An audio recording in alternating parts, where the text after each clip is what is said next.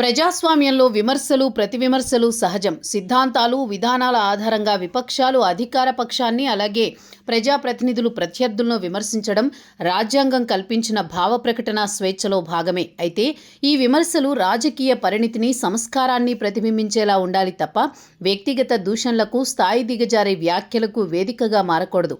ఇటీవల ప్రధాని మోదీని ఉద్దేశించి సీజేపీ అధ్యక్షుడు అభిజిత్ దీప్కే సౌరభ్ దాస్ చేసిన వ్యాఖ్యలు తీవ్ర దుమారాన్ని రేపుతున్నాయి. ప్రధాని మోదీ నుంచి పొందుతున్న గౌరవాన్ని నిలబెట్టుకోవాలని, లేదంటే పరిణామాలు తీవ్రంగా ఉంటాయని హెచ్చరించిన తీరుపై తీవ్ర విమర్శలు వ్యక్తమవుతున్నాయి. ప్రజాస్వామ్య వ్యవస్థలో అత్యున్నత స్థానాల్లో ఉన్న నాయకుల పేర్లను వాడుకుంటూ ఈ రకమైన బెదిరింపు ధోరణిలో మాట్లాడడం వారి వ్యక్తిగత స్థాయిని మాత్రమే కాకుండా వారు ప్రాతినిధ్యం వహిస్తోన్న భావజాలాన్ని కూడా ప్రశ్నించేలా చేస్తోంది.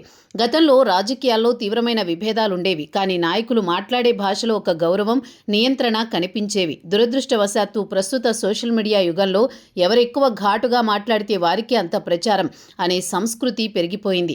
ఈ క్రమంలో ప్రజాస్వామ్య విలువలు, కనీస రాజకీయ పరిణితి కొరవడుతున్నాయి. ప్రధాని పదవి అనేది ఏ ఒక్క పార్టీకో లేదా వర్గానికో పరిమితమైంది కాదు.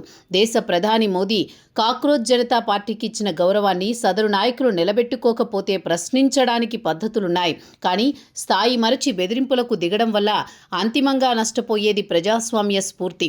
భాషణలో నిగ్రహం, విమర్శల్లో హుందాతనం ఉన్నప్పుడే ఏ నాయకుడికైనా, ఏ సంస్థకైనా ప్రజల్లో గౌరవం దక్కుతుంది. సీజేపీ ప్రతినిధులుగా ఉన్న అభిజిత్ దీప్కే, సౌరభ్ దాస్లు తమ పదవులకు, స్థాయికి తగినట్లుగా వ్యవహరించడం శ్రేయస్కరం.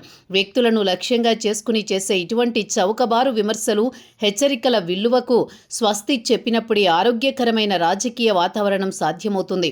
హెచ్చరికలు చేయడం కంటే బాధ్యతాయుతంగా మాట్లాడడమే నిజమైన నాయకత్వ లక్షణం.